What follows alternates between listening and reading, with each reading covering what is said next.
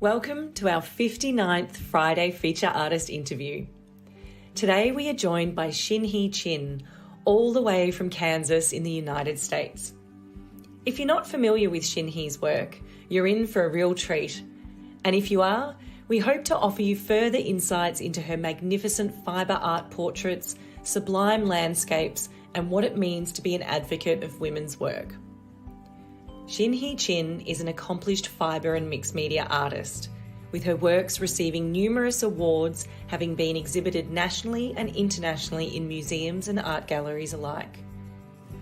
Shin-Hee is proud to be the Professor of the Visual Art Department at Tabor College since 2004. Having spent half her life in South Korea and the past 3 decades in the United States, Shin-Hee has experienced two vastly different cultures. Influenced by feminist traditions, Christian spirituality, and Eastern philosophy, Shin-Hee has created a coherent narrative addressing complex issues of the female body, cultural identity, cultural hybridity, and the sense of belonging. Art has helped Shin-Hee reconcile the conflicting nature of these influences: female versus male, East versus West, art versus craft. All those paradoxes inhibit the same place, just as both South Korea and America coexist in her. Underpinning it all, Shin-Hee utilises needle, thread and fabric to create installations, sculptures, works of fibre and art quilts, in an attempt to focus her audience's attention on the deep-seated bias that women's work is menial, marginal and undesirable. Through her strategic use of media, scale and labour, Shin-Hee proves that this seemingly trivial female work can be a source of pleasure and empowerment. Often taking years to complete, and in one case 30 years, her hands participate in the process of intricate linking of irregular patterns of threads. Her use of colour and composition is immaculate, and her training and multiple degrees in fibre arts in both South Korea and California are evident. Shin-Hee understands how valuable time is, as she finds a balance between teaching, art making, motherhood and housework. She can often be found stitching in the passenger seat on long family road trips. She describes her work to be like children, developing over time. Like pregnancy, these things can't be rushed. Both valuable and important, Shin-Hee's work must be a true labour of love. We've got a lot to get through today, and I can't wait to introduce you to Shin-Hee. So if you're joining us live, please leave a comment below and let us know where you are in the world. And if you have a question for Shin-Hee, she is more than happy to answer them. Again, simply leave a comment below. If you're catching up on a replay, thanks so much for watching. Now, without further ado, please help me in welcoming, all the way from Kansas, Shin-Hee Chin.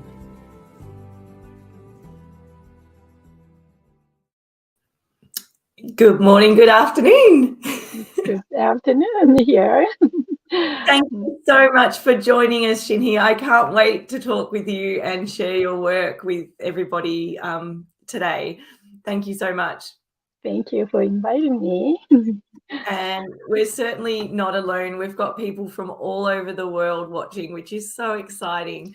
We've got Mabel from Argentina. Hello, Mabel. That's amazing. Hello from Cuba, Yanli. That is wow. awesome. Thank you. And Marjorie from Scotland. The gorgeous Eva from Sweden. Hello. Marilyn from New Zealand. Gorgeous Julie from Sydney, Australia. Anne from the UK. Have we covered every continent? Yes, we have now Susan from the US. Hello, Susan.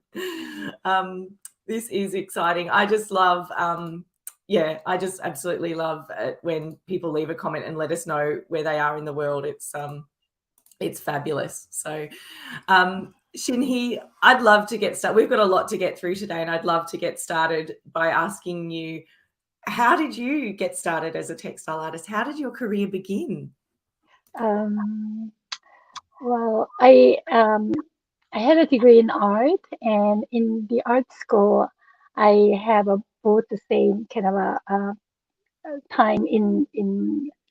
I don't necessarily like that kind of a definition, but fine art or painting, and then craft and the surface design and the weaving. And so I have a same kind of a, classes in my college year, and then when I was in graduate school, second degree in Southern California, for the graduate school, I found that if I do with the fiber, I can use a recycled material. So with a limited budget, you can create a body of work. If you want to produce paintings, you need to buy new canvases and new painting paints. And so fiber is very generous for the starting artist. And so I studied in the fiber. That is one of the reason, but the other one is very close to me as a woman, and I don't necessarily say at the time as an artist. I feel like I was still a learner, and but fiber is around in the house, so I can easily access, um, and I don't necessarily have a kind of solitary time because I was dealing with kind of raising kids and doing chores at home. So fiber is a very kind of a accessible medium for me. So I kind of converted into the fiber. Oh, I loved how you said that fiber is generous in that way. Uh-huh. I think that's a beautiful way of describing it, isn't it? It is accessible and it's with us all the time, isn't it? Uh-huh. Yes, yes. Yeah, yeah. I wanted to talk about your sort of journey and the different forms that your fiber art has taken. Mm-hmm. Mm-hmm. Mm-hmm. And it began with 3D sculpture. How did Uh-huh. can you talk a little bit about that work? And I'll pop some images up of your mum installation. Sure. The three-dimensional work was simply I wanted to recycle the material. So at first I have a lot of trial and errors. And so I put milk jug because it's almost ubiquitous in our house raising two kids. And so I wanted to recycle the milk jug. And so I put inside and then uh, kind of a leftover fabrics around it and create the three-dimensional form. At the time, I call it one of the artwork. It's called Confinement. And so it is kind of crafted woman form, and so you can just mold the foam with milk jug, but then because a lot of added leftover fabric and paddings and cottons, and so you create the foam, and then on the surface I stitch it. But then I found that when you create the foam, you need to penetrate needle through the inside the armature, which was a milk jug, and I have a hard time to do that. Yeah. So later I just changed it to what if I used old sweaters and blankets inside, and so that kind of a one that trial and errors I found the kind of materials, and also the this is a very um, mobile that I this is a small one, but if I want to do like a life size, then I Yeah. just cut some part and then just stitch it and then stitch it back so that I can create a big form. So this kind of naturally, organically kind of grows out of necessity. Oh, wow. Um, Yeah. Is this one here? How big would that the, be? You mentioned life size. that is, yes, this is the 6 feet, so it's taller than I am. And this one is, I put broomstick inside Oh, wow. so that it can stand by itself. And so I did a lot of trial and errors. And so when I create this one, I call this a SEOM. Mm, SEOM means a mhm. standing. And so as a woman, you want to kind of stand alone.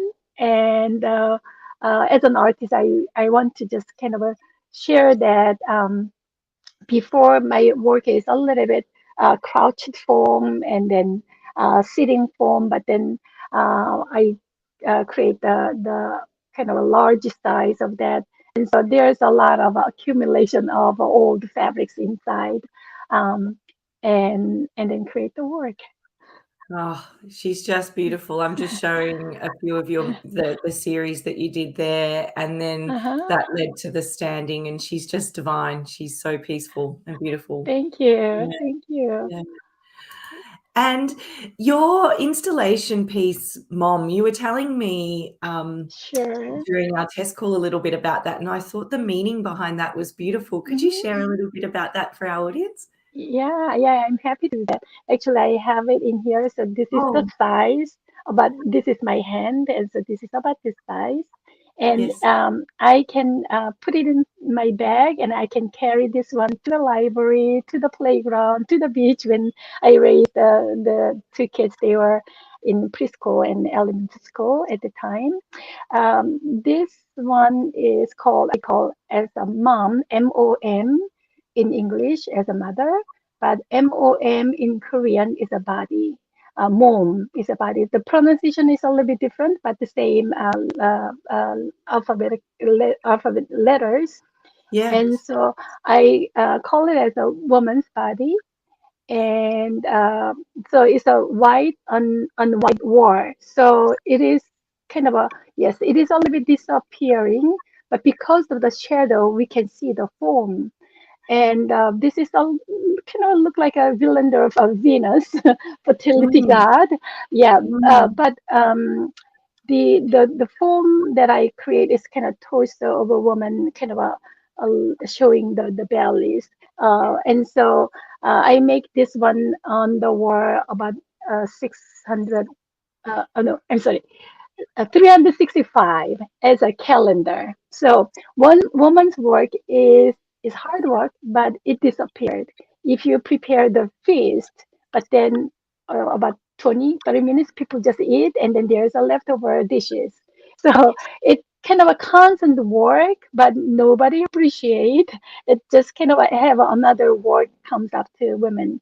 And so I thought about what if I just make everyday chores as a calendar and then put it onto the wall, and then it disappearing, but once it has a light on, because of the shadow you can see the form. So that is like a woman's work. Nobody appreciate but it's done, and then it kind of a, it gives the some kind of a sustained power to the family and then to the society. So woman's role is invisible, but it there is certain kind of a power underneath. So I just made this one for that. Oh, it's just beautiful, and I imagine just seeing that in situ, like on the wall with the shadows, it Uh-huh. would be very, very I think it would be very moving to Thank see. you. Oh, Yeah. your work is so prolific, and we'll get a little bit deeper into that. But Hmm. then from your 3D sculptures, you moved into what you call the yo-yos, Yes. Yeah. and you did Uh-huh. your first self-portrait. Can Th- you tell us a little bit about that? Sure. So once my husband done his program, PhD program in California, he got a job in Maryland. So he taught in 3 years in Maryland, and we happened to be in Michigan for 1 year. So it's a cold winter, but Yes. for me it's a 5 months. But my next door neighbor, she was 95 years old, and she said that she's a quilter and she's done all the quilt for the family members, including great grandkids. And so she gave me a box with all the scraps. And then the size is too small, so I couldn't do anything. So I come up with the idea of making yo-yos. At the time, I made a 1 inch yo-yo. So I need to have a 2 inch size of a kind of square and then cut it as a circle and then stitch around it and made the yo-yos. Um, so I have a leftover, yes. And so the 1 inch, about 1 inch yo-yo, and this is my portrait at the time I made it in the winter time. And so the actually, there's no front and back. One side is a folded, and then the other one I put the yo-yo. So the same Ah, quilt, but it's a front and back. And then oh, the one right. that yes, so it's not two piece, it's one piece, but it happened to show the two sides. And then it kind of shows myself that I have a Korean American identity that two sides cannot be separable. So I made this work. And then the photos, the left side is that I use my photos that when we are in, I think we are at the Washington D.C. at the museum. So the light is under the tree. So light is kind of a look show the shadow of the face, and so I use it as it is. And I just kind of make a simple grid and then create these pieces. So this is a 36 inches by 33 inches. Wow. And so uh, Yeah. I can convert to metric system about 70 centimeter by 35, 36 centimeters. Oh, it's just beautiful. And I'm going to click through now a few more of your yo-yo portraits, Uh-huh. and we can just see, obviously, your self-portrait, that was your first one. Hmm. And I just want to click through. I'm not sure of the order that they were created in, Sure. but Yes. you Yeah. can see the progression in Uh-huh. the way the faces, oh, they Uh-huh. become lifelike. They're incredible. They look like photographs. Um, Thank you. Absolutely beautiful. Was this your There's my son daughter. or Yeah, your there is daughter? my daughter when she was about 4 years old at the playground. Oh, And then the size is big. And so I used her photos, but I used the inside. It's look like a sunflower seed. It's a Fibonacci spiral. oh So yeah. create the patterns, and then I have the yellow kind of a color yo-yos and look like a sunflower. And she was very energetic and at the playground. So my husband captured the kind of a moment with a photo, and then I use her photo to make these yo-yos. Oh, Um, how gorgeous. And then we have Anne Frank. and Frank, yes. And Oh, so this is, and then yes, and Frank. And the other one that Nadia and Juman, their face is almost like a black and white, but actually a mhm. lot of colors in it. And so Yes. this young girl and the other lady who died young um, because she was a poet, and then Afghanistan used women cannot pub- read or publish outside the book at the time. So she was kind of killed by her husband because of that.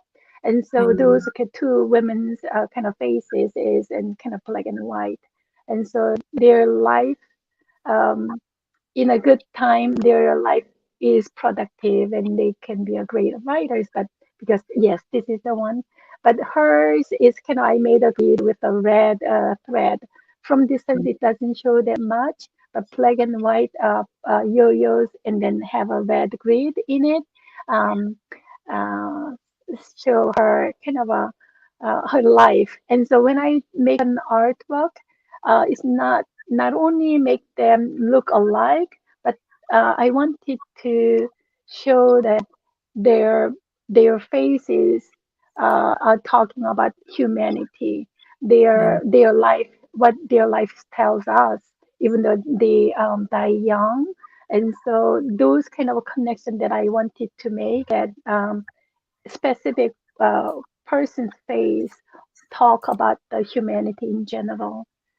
Yeah. Oh, that's beautiful. Thank Absolutely you. beautiful, Shin-Hee. Going back to your 3D pieces that you Mhm, showed, Janice had a mhm. question. She just asked, how does the winding yarn stay on the mom, all white figures? All right. So she's just referring back to your installation piece Mhm, and mhm. asking, how do you keep the thread intact? Like, is it tacked down, or is it because it's stitched through the form, or? Yes, yes. Okay. I wanted to find the right uh, answer for that. When I make a three-dimensional work, people, yes, are curious about how I attach the thread on the body. And so, because not many, some other artists might do that, but um, uh, if I use any kind of glue, then it is stiff, so needle cannot go through that. I did once, and so I have a trial and errors. Um, but for this kind of body, you can see a lot of little stitches around it. But then on the belly, uh, I just use the needle poke through, and then in the back, I kind of pull it and then stitch in the back. So um, the torso that I made, when I say that is like a villain of Venus, a fertility god, but at the same time, this torso is vulnerable.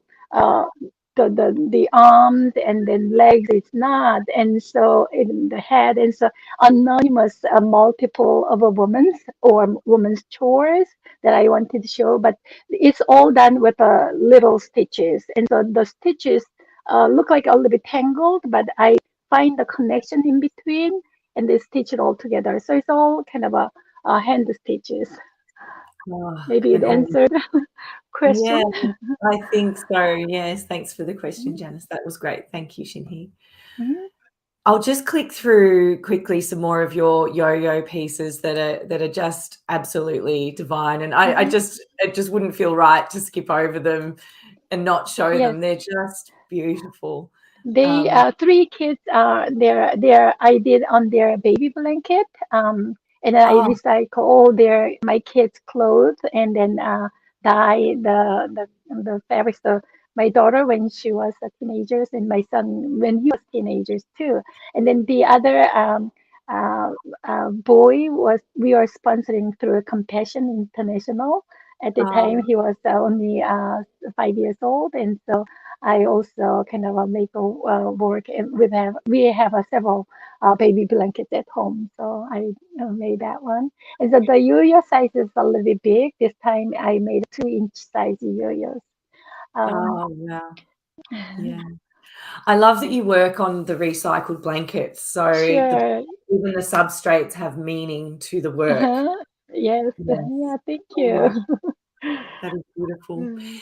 Now, you use another technique called coiling, where could you Mhm. describe a little bit about that process?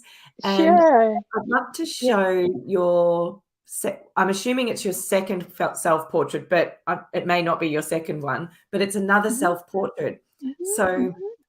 that's this piece here, and Yes. I've just put sort of the Yes. process side by side for you Uh-huh. to help. Uh-huh. Yeah. Yes. So this is a self-portrait about questioning nationality that Yeah. red in America, red, white, blue is American kind of flag colors. But many national flag has that color combination. In Korean, we have a red, white, blue plus black. And so I kind of alternate the red and the blue and the different value of that and then create my portrait. And so it is kind of asking about the reciprocal, what kind of nationality you have, doesn't matter, then you just be nice to each other and it's kind of a talk about the golden rule. But I happen to make my portrait for that. And this one is a coiling technique that you can see on the right side is all the coiled fabric. Some dyed, some are some are painted too. And so it has a kind of, I call it as a tail and the head. And so tail goes to the head, and so it can be connected. And so if I want to change the color, I use like on my head and then the background, I change the coil to get that kind of a blue to pink colors. Um, Yeah. Oh, it's incredible. How you work with color is incredible. It's just, thank I was you. just looking through your work and you're clearly trained in color theory and I mean compositions and to get that photographic Mhm. likeness. Are you working off, like, do you take a photograph and then work off the photograph as your reference point? Yeah, that one is done by my friend, the photo of myself. Um, and since I'm teaching basic design and color theory, um, I am capable of using computer to see the outcome. But I also I like the primitive way. So for this portrait, I draw a paper kind of sketches and then draw very kind of roughly with the lines and then come up with this idea. Ah, And then based on the sketch, when I was working on the fabric, um, have the sketch is an idea, but then when I just dealing with a real kind of a the material, the fabric, then I kind of shift a little bit whether this length is good enough or should I elongate it, and so I just make a decision as I go along. yes. Ah, that's beautiful. I loved hearing about that, your process of how you have the photograph and then you can manipulate it digitally, but then you Hmm. also hand draw it in Hmm. line form to have a feel of what the outcome's going to look like. That makes perfect sense. Yes. Yeah. And the Yeah. scale of these pieces are quite enormous, and this piece probably shows it perfectly. Mhm. They're like Yes. huge mats, huge mats, huge wall pieces. Exactly. So this one actually, this is my first coiling, and I wanted to create a human, whether this is a man or woman. It doesn't matter because in Mm, olden days, a male has a long hair. So yes. the hair doesn't necessarily define it's a woman or a man. But I want to have some just a humanity in general. So I call it as a imago Dei, image of Mm, God. And so I started with the nose, and then that is the concentric circle go around it. And so um, when I was about done about the eyes, I was kind of intrigued by the process because it's a lot of try and errors, and the color is limited. And so I like to do the process. And my husband came back from school and he said, "Well, this look like a Walmart rug. Walmart is popular store in America." yes. And then he said that it looked like the one commercialized kind of a rug. A And I Walmart said, rug. I would have been a bit "That's right." offended. I would have been a bit So, offended. well, but he's very genuine, and so I said, yeah, that looked like that, and so I put it aside for several years. And if if it is a kind of a manufacturer create, and why do I bother that? But then several years later, wait a minute, I never see this one at the Walmart, and so I go back, and so from the eyes, I just um, work on that. So, your family members give you a brutal, kind of honest remark. Sometimes it's helpful, sometimes it's debatable, but that's all right. I He's a know. keeper. He's a keeper. Yeah. Gorgeous. And Yeah. I think you need family members to give you the brutal truth because not many other people will, and you still Exactly. love Yes. Yes. them. Yes. Yeah. Oh, Yeah. your work and just your being is obviously quite spiritual, and I wanted to ask you how your spirituality comes through in your work. Is it something that you're very conscious of, and that you're hoping to always portray a message through your work that way? Thank you for that question. Um, I grew up in a Christian family, and and I didn't know whether I have a talent or not in art. My father taught English literature about 18th century. So I grew up with all the beautiful poems, and my dad also translate a lot of English poems into Korean. So growing up in that environment, I used to sit in my father's study and then studied all the literature. So I thought my life would be just studying, following my father's footsteps and study English literature in Korea. Um, but then I volunteer at the church, and at the time when I was teaching, um, Korean War ended kind of in 53, and when I was teaching about it's about 70, so 20 years later, so still Korea is not fully developed. So all the materials is limited, and so when I teach, I draw all the Bible characters in my sketchbook, and then use a teaching aid, and then Mm, also I did a lot of limited material at the church, and then just create the kind of a drama kid and those kind of things. And I don't know whether I have a talent or not.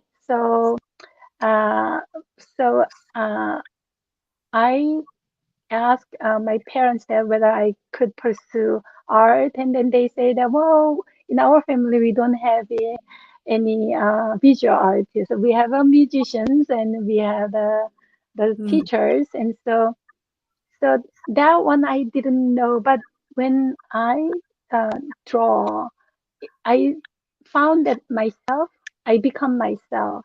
And mm, so I thought this is my path that I can go. So I prayed. At the time I was naive, and so I said that, well, I want to use my skills as a service to others, but I happen to use art for that.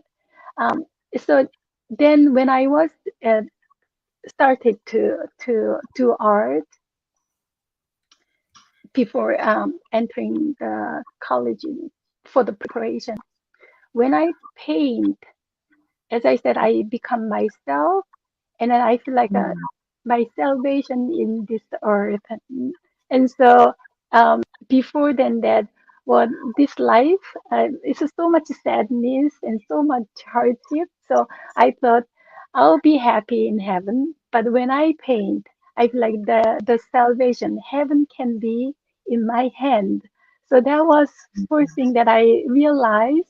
And so I want to kind of share my experience with my students. So I am happy that being in as a teacher, so that I can share my experience. So that is my kind of a first initiation of art, and then kind of used art as my service. Uh, so Is your dad proud? I'm sorry. Is your father proud of you? um, well, at the time, I feel like I was betraying him because, I want to please him, but then at the same time, I want to be myself. And so for me, about 4 years ago, just confronting my parents about my dream was a little bit audacious. And so I was not I was not good enough to do that, but I said that I like to do art, but I like to follow my parents' anticipation. So what if I just finish my degree and then do another degree in art? And then mom said, why do you waste your time if you really Oh, want to be an artist?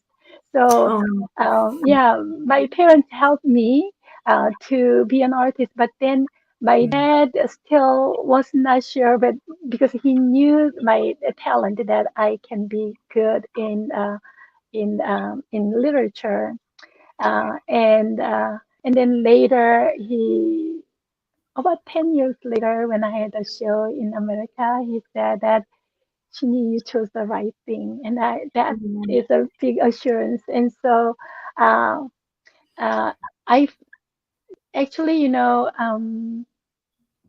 I speak up for myself because if I don't do art, my life would be miserable, I thought. So I Mm, chose my happiness.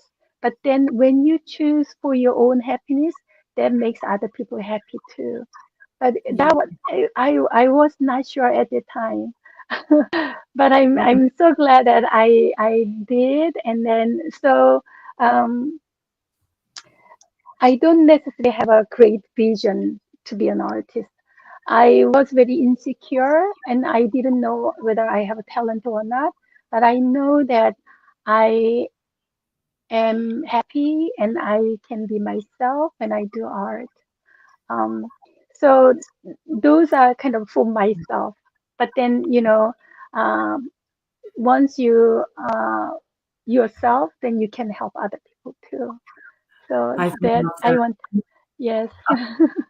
I just a few things on that. One, when you said, by making myself happy, I actually make others happy. I think, wow, everyone listening who's an artist, who quite often people struggle with time and finding that time, and balancing the housework and the kids and the Hmm.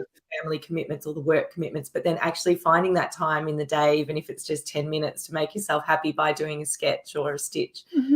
Um, so beautiful. You're actually in service to others by doing that. Hmm. And when you actually said it when we had our little test call as well, and I put it in inverted comments in my notes, and I went, through the process of my work, I become myself. And I Hmm. just thought, what an incredible insight into you and your Thank work, you. and quite very, very profound. So thank you so much for sharing that. That was beautiful. Thank you very much. Yeah. Um, Gorgeous. I had many goosebump moments when you were talking. Thank you. Thank Now, I'm you. going to flip through a couple of more of your coil pieces, just because they're just absolutely beautiful. This one here is gorgeous. Some amazing icons here. I can sort of spot Gandhi and Nelson Hmm. Mandela, and there's Hmm. Mother Teresa, Yeah. and Yeah. I'm scratched. Like, I know the others on the tip of my head. Who else is in there? Um, Kathy Kollwitz, she's a German artist. Just a second. Yes. And then on top is the priest Kolbe, Maximilian Kolbe, and then on Yeah. the right side is Abraham Lincoln. Ah, And yeah. I put a mystery man who was Korean and who had a kind of a grassroots movement and then also environmental movement, and he got nominated to Nobel Peace Prize. So I just put unknown man in there, but for me, he's very influential. And then Yeah. Mahatma Gandhi and Nelson Mandela.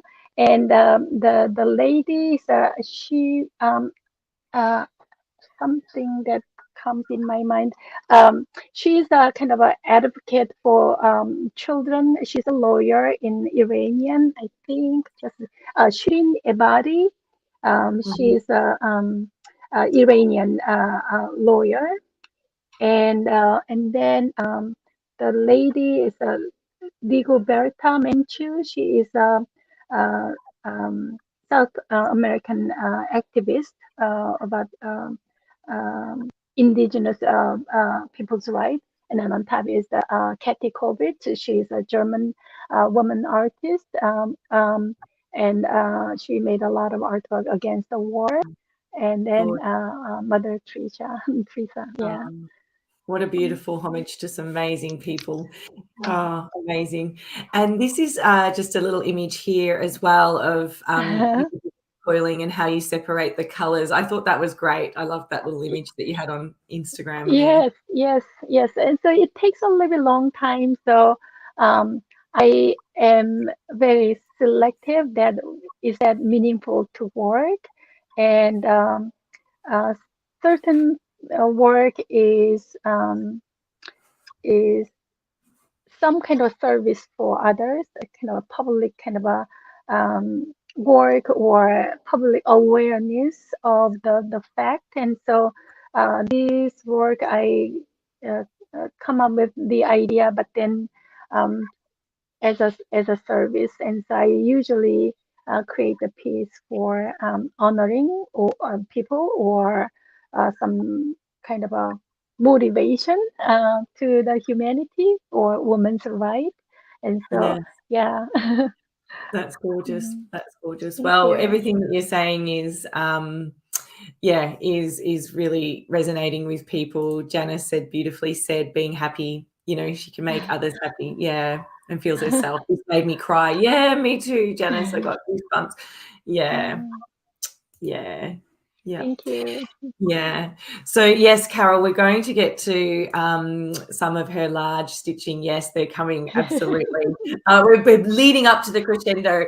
I Sure. wanted to ask you first, Shin-Hee, works often take years to complete. Mhm, Are you working on multiple pieces at a time, or are you just concentrating on one piece at a time? mhm. Um, I kind of learned that as a housewife, you have a multiple work to do, and so sometimes it's like crazy. And but I learned that uh, growing up, with some kind of perfectionist kind of a environment in South Korea. I Yeah. wanted to make everything right, but as I work along, I found that through the art making, I found that nothing is perfect, and I became embracing the imperfection. Actually, that gave me a freedom.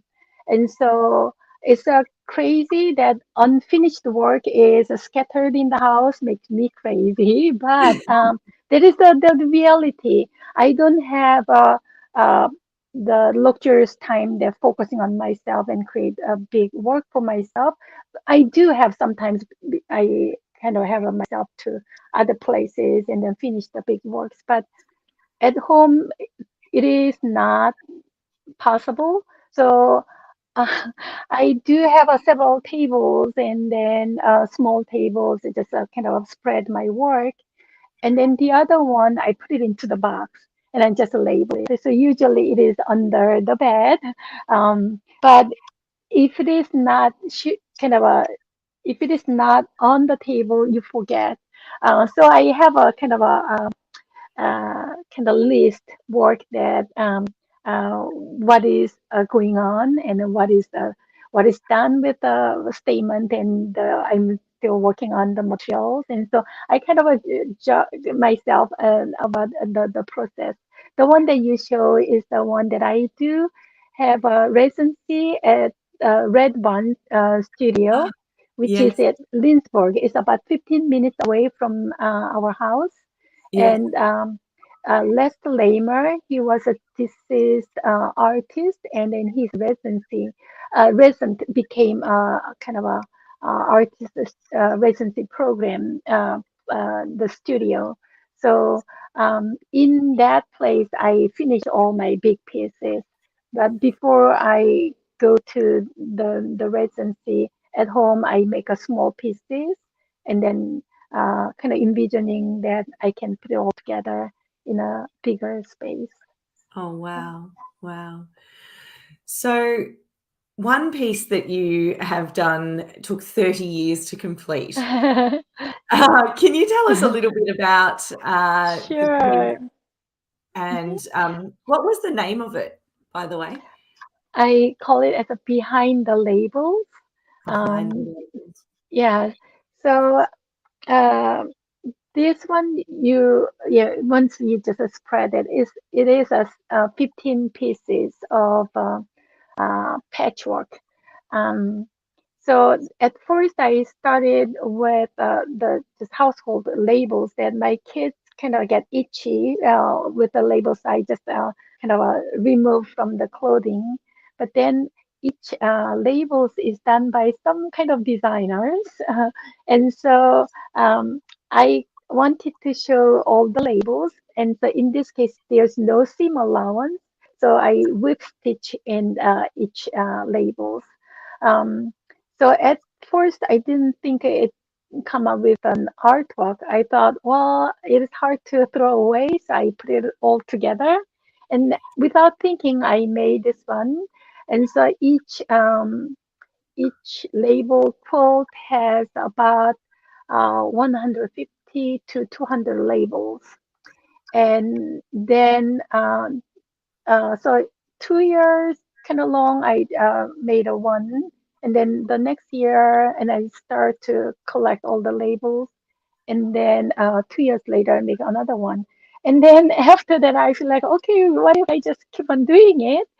And so, uh, without thinking about making an installation on art, I just kind of made the labels and then quote. Um, then several years later, I just look at that. Wow, this tells about our family life. That the first one, my husband and I from South Korea, so there's a lot of Korean clothing, and so that's Korean labels in Korean letters, and a lot of baby clothing. And then it moves on to different places and different kind of brand for my kids, and they are growing, and so kind of shows our family history. Um, and also, I um, I found that when I was working on it, it's all the brand that some brand doesn't exist anymore, and some brand that I found is in Guatemala, Yeah. China, India, and so those are the the countries that I didn't think about that I've been there, but I was able to use their labor into my family kind of clothing, and so I found it as kind of a gratitude about unknown laborers' work. And so I have an actual piece, and so this is the labels that I have. This is the first label that has a lot of baby kind of Oh, clothing. Um, and so I show the front and back. This is just one uh, fabric as front and back, and I call it behind the labels. And so um, the the clothing is done by the laborers, and there's a gap between the laborers and consumers. And so I want to just juxtapose the reality that we all have kind of benefited by the laborers. mm. Um, and then also one household family is connected to the world. So we are all somehow interconnected. And so by stitching, it kind of shows that the interconnectedness of humanity. Oh, I love how you can take something so menial like a label and turn it into this great message and a family timeline. That is absolutely beautiful. I'd Thank love to you. talk about and show your gorgeous random stitching, large, huge pieces that Uh-huh. um, I love looking at on Instagram. And you show a lot of videos on Instagram on how you actually do it as well, which is Mhm, fascinating. Um, mhm, how did you progress into this stitching? And I'll pop up a few of your pieces of work here. mhm. Yeah, this is a Joan of Arc that it was the first random. Actually, I did before it was not shown. I started. This one is the one that I show in public. It went to European Patchwork in Yes. 2012. something like that. um, or before than that, 2010 maybe. Um, um, this idea come up with when we came to Kansas, 2003. And so before then that, from Korea to California, California to Maryland, Maryland to Michigan, and finally we settled in Kansas.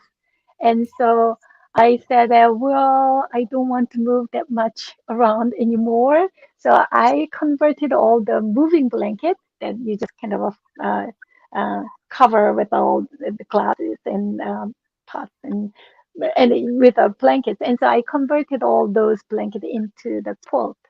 Um, so that was 2003. That's kind of a play a little bit, and so the size was kind of a big, about 50 by 70 kind of size of faces I did at the time, 2004. I finished it. And then for the time being, I I got a job at Tabor College, and so I taught and preparing the school. I didn't produce a lot of body work, but with the yo-yos, I had a kind of a show about human family. The other one, that Random Stitches, 2010, I uh, uh, we kind of work on the idea of a faces with stitches. Mm. Um, sometimes at the time in America, maybe I don't have that much knowledge about it, but when I see the quilt word, there's a lot of fabric, a lot of different fabric and patterns, and then stitches done with a sewing machine, and the stitch doesn't necessarily have their strong voice. Fabric has much more voice than the thread. And so Right. the reason I send it to European Patchwork, maybe we can think a little bit differently. And so I kind of have an adventure to send my work in a different places, checking out a little bit. Um, nowadays, in America, there's a lot of kind of a working with threads and different kind of threads. Um, I don't necessarily think it's an American issue, but in quilt, still fabric has a stronger voice. Mm. Um, but I thought about thread and stitches are secondary, and then fabric has a more kind of a strong voice. But what if I just do it a little bit differently? um, I want to see the other outcome. And the other reason is that I have a lot of thread that I wanted to recycle. And so the I started with the thrum. Thrum is the one that when you have a weaving and then the leftover thread that's kind of attaching to the weaving loom, you want to cut it. So you have to have about this much remnant, and then you cannot use it. So I wanted to recycle those thread into my work, and so out of also kind of a necessity, I wanted to recycle and find some kind of ways to do it. So I made the portrait out of the random stitches. That Yes. stitches is similar to the form that I did, the three-dimensional. One of the troubleshooting is that this when are you working on the three-dimensional form, you can just only mold with your hand and then create the form. But when you do it with that kind of tension, your fabric is not flat. So I have to control my tension. And Mm. so when I'm stitching, if people has attentive eye, um, my left hand is also very important when I do the stitches. Left hand is not solely just a kind of a holding it, but actually left hand works together with my right hand. So the technique, I don't necessarily call it technique. The way I do it is that uh, recycling all the thread without using glue. You want to attach to the fabric. So left hand is kind of holding a little bit temporarily, and then right hand stitch it, and then tack it, and then make it a little bit stable. Oh, um, wow. so so yeah, people ask me, do I use a stabilizer? Do I use a glue? Uh, I don't. I use just a raw material as it is. But collaboration with the left and right hand made that kind of possible. Yes, Yeah. yes. Eva asked, how do you start these big pieces? Um, so um, because of the leftover moving blanket was big, so the Yeah, the ground was big, so I want to just utilize that. yeah. The other one, there's a very good question that I mentioned last time when we talk about my work. I said that the woman's work is pretty. We used to traditionally. Embroidery is pretty and it is cozy and cute. It functions well in the coverings, and so I come up with that technique, that old ladies technique. But then when you have a big size matters, and so. It's kind of an extension of our embroidery work in a big size. And so sometimes I spread my work on the floor and I stitch on top of them. Um, Mm.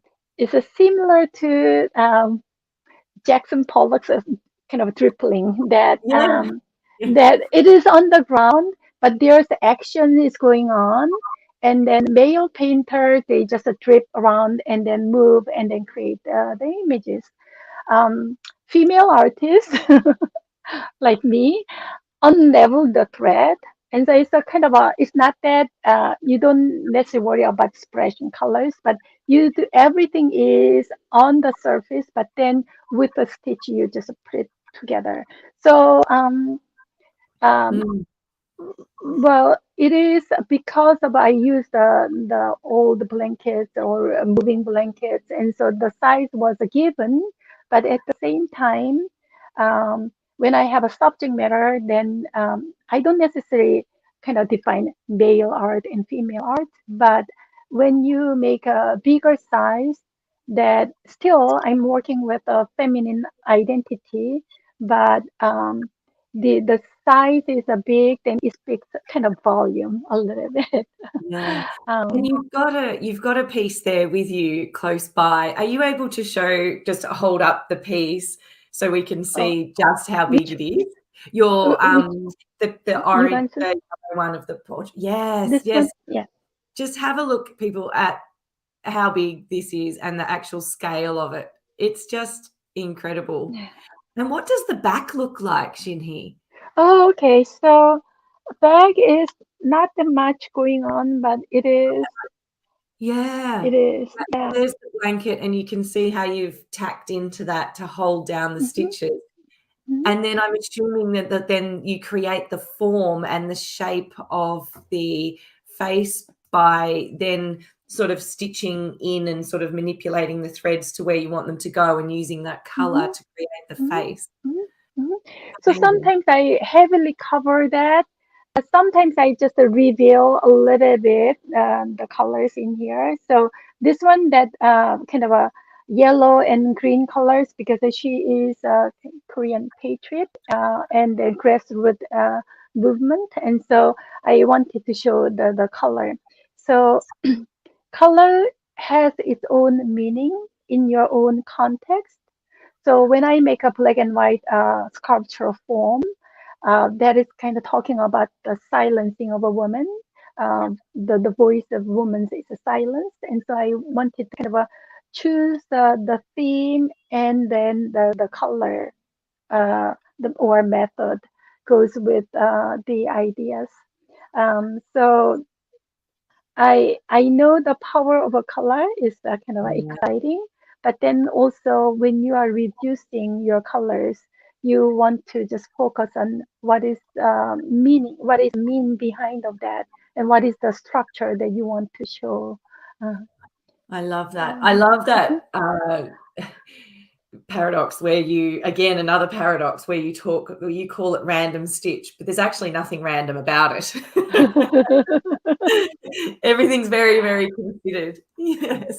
Yeah, thank you. That's right. That is very right. I'd Yeah. love to share a couple of your landscape pieces as Mhm. well. And how are your portraits and your landscapes related? Um, oh, so how I'm sorry, Yeah. that what? Oh, well, Sorry? how did you transition from portraits and then you started working Sure. in landscapes? Yeah, yeah. How do they relate? Okay. And so the human is my theme for my artwork. And as I said, that the face is not about merely portrait, but about what is the legacy, what their life tells about the humanity. And so I have a very much kind of a research and empathy toward the each piece, and that takes a lot of emotional kind of a uh, effort to do that. Mm, Not the stitches, but the empathy or sometimes sympathy, and then sometimes it's so sad their life, and so it is a little bit kind of a I mean, the sadness is the other side of happiness, and so I can dwell in that, but I wanted to make a little bit different way of looking at the nature. Nature mm, itself is beautiful, and I don't necessarily make a imitation of the nature. And then photography makes the all beautiful nature kind of a landscape. And I kind of question myself, what does it mean for me to do the landscape? mm, Already is beautiful, and what do I contribute in mm, life? So I think about it's not about the beauty. I mean, it's beautiful already. I mean, without my contribution, without my yeah, art, nature is already beautiful. But why do I make it? That was my question. yeah, yeah. um, and and then the idea came up that uh, when you are copying the nature, you are kind of borrowing the nature into your work. But when I look at the nature, when when I just bring it into the thread work, it's not about painting is in the surface, but stitchery is not only in the surface, it penetrates, and then behind the facade talks a little bit. So the action that I'm working on by stitching, it talks about it. And so there's Chinese word about spirit resonance. It's about you are imbuing your spirit into your work.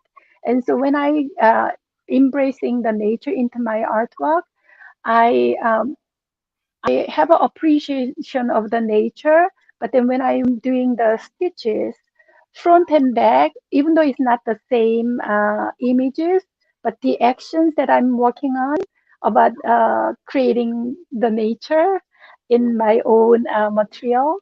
And so I can engage with the nature through my artwork. So I kind of uh, uh, from the portraiture, I make a transition to nature. But the nature again these days, it talk about a lot of environment. As a Mm, woman, as a mother, you have to think about the nature that your kids will or grandkids will grow. And so I'm kind of taking care of the nature and then just showing the beauty of the nature into artwork. And so I have several kind of layers into my work. oh, and they're just beautiful. I just fell in love with this one, Trees in the Late Autumn. Feel like you could fall into that piece and get lost, and never emerge. It's absolutely beautiful. Thank you. How do you create such depth in your work with Mhm. your stitch?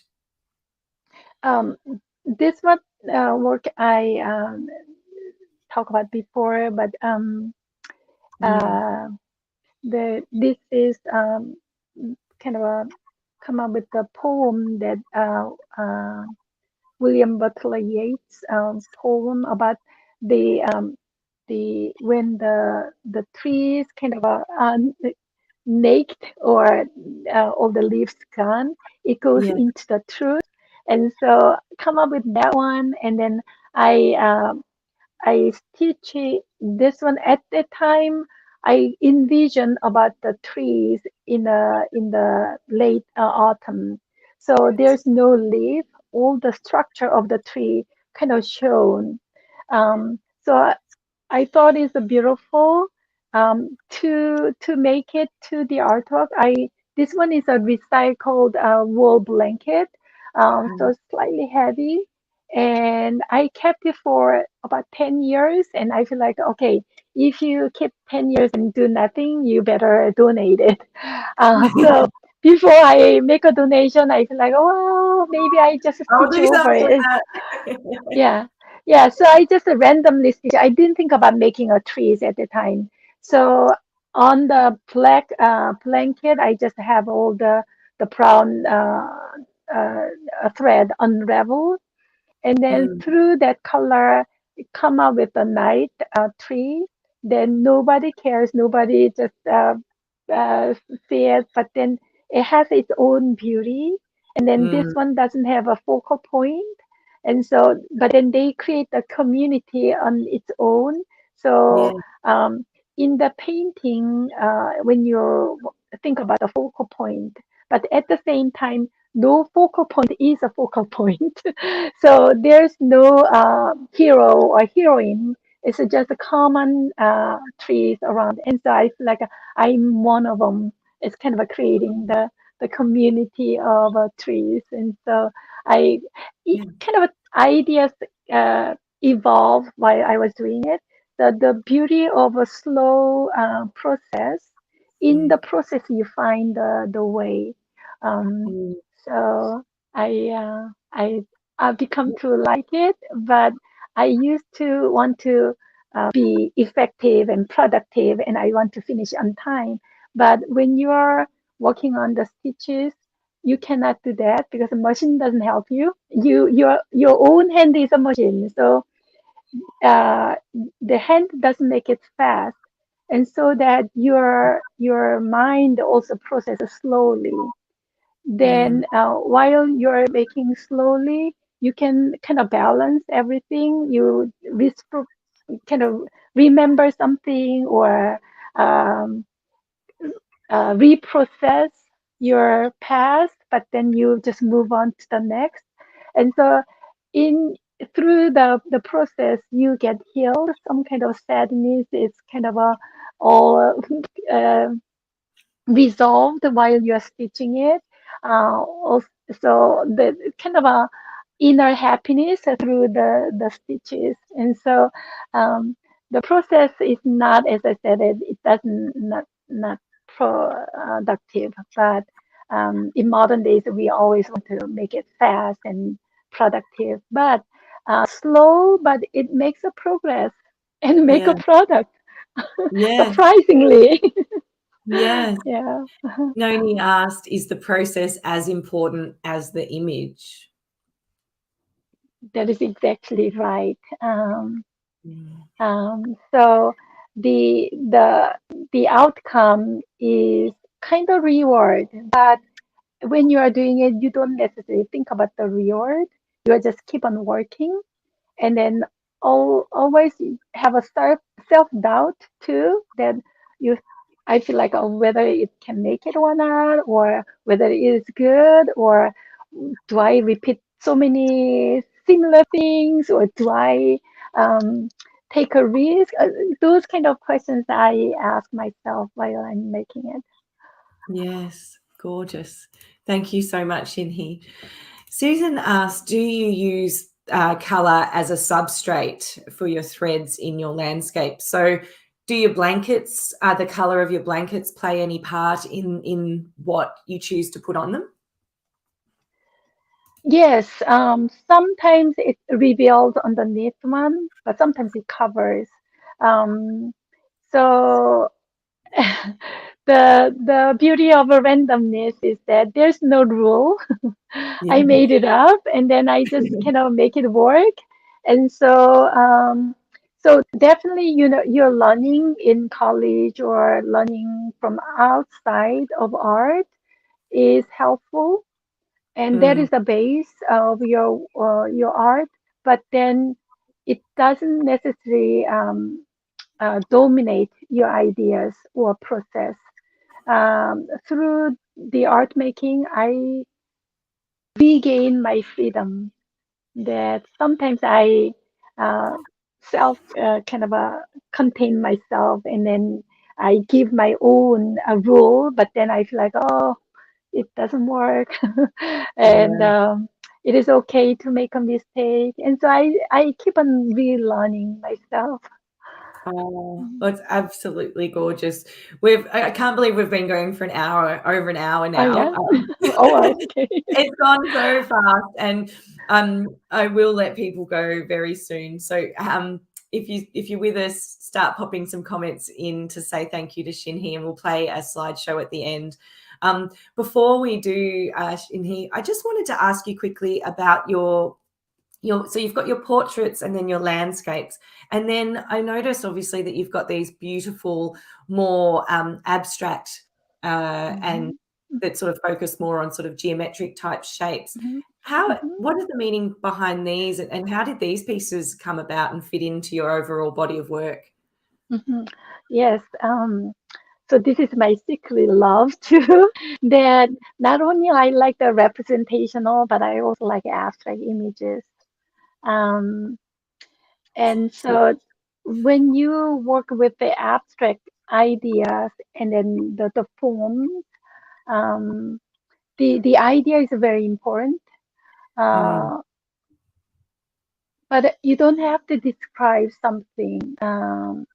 So sometimes it's just a pure joy, or sometimes it is a serious idea about this one is a kairos and chronos, about the time, the decisive time, when you see the wave ebb and uh, what is that, ebb and flow, is that right? ebb and Um, flow. Yeah. yeah, yeah. And so those one with the circle, so it's a continuation of the movement.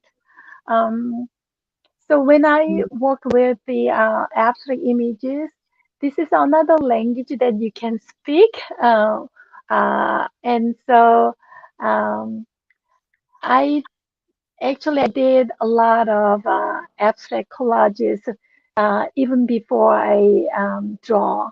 Um, mm, and I didn't know whether this can be an art form or not. I just play with the papers.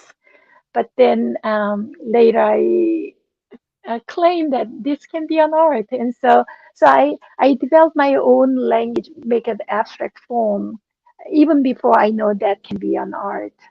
Um, so as I said that I kind of live in the tension about duality, and mm, so representational or abstract is not the different one, but it has invite different audiences, different issues, and so I kind of work on the abstract on my own, but then uh, I decide to do with a thread, and so this is another kind of adventure. yeah. But it is kind of all the behind the work is not nothing. Somehow you did it for fun. Somehow you did on purpose. It all ties together in a way, and so um, even though I know the kind of I envision the outcome, but still making is a mystery. And I Oh, like to do that because I am sometimes vulnerable. I don't know what it's going to be look like. So I yes. just open and then kind of follow the flow. Oh, wow. That is so beautiful. I love that you just do that for yourself because it's fun and it's playful and who knows what's going to happen. I love that. I wanted to ask you a quick couple of questions, more, I guess, more from a teaching point of view and as if, you know, we were talking to your students. What's the most important habit an artist can have? Um, for me, it's a work ethics that Mm. instead of making a perfect in one piece, you make a lot of mistake and trial and errors and wor do not worry about making a mistake and then restart. Um, and so through the mistake, you learn more about yourself and about the material. And so that's kind of something that I want to share. And then we don't have to be in the myth of a perfectionism. Nothing is perfect in this earth, and so give up your perfectionism, then you will be happy about it. Um, Oh, I love it. because I learned that through the art, um, and then also um, sometimes look like unnecessary things when you're creating art, but then keep on working. It's like you are going up to the mountain. Before you go onto the top, you don't know how much you go, but once you get in there, also you know how to come down. So the art making is another kind of mystery, and so keep an open, and then invite yourself to the unknown. Oh, Um, I think that's a beautiful advice. Thank you everyone for watching and popping your gorgeous comments for Shin-Hee. I'm going to play a slideshow in a second and pop them all up to say thank you very much. Before I do that, Shin-Hee, my very last question to you is, in your career as an artist or even as a human, what are you most proud of? um, wow. um, I'm just thankful that I become myself. And so I don't know whether I am proud of that or not, but I I'm thankful that I do art, and then through the art I can converse with a different background, different race, and different cultural background. So sharing art is the most thankful things that in my life.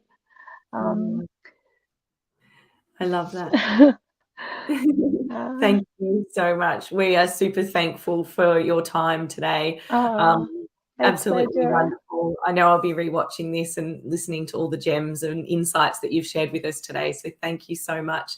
And I wanted to give a shout out to Stitch Stories on YouTube as well. You've got a beautiful video there that talks in depth about your piece about your father. And we didn't go in depth tonight because I knew that it was on YouTube already. So check that out on Stitch Stories. That was a Lisa Walton, isn't it? She's absolutely lovely and beautiful to listen to that story as well. So thank you, Shin-Hee. I really appreciate it. And thanks everyone for watching. We've got one more before we have a little break for Easter. So we'll be back next week with another interview. But thank you so much tonight, Shin-Hee. Thank you. Thank you very much. Come on the line and I'll say a quick goodbye after. Okay. Okay. Thank you, everyone.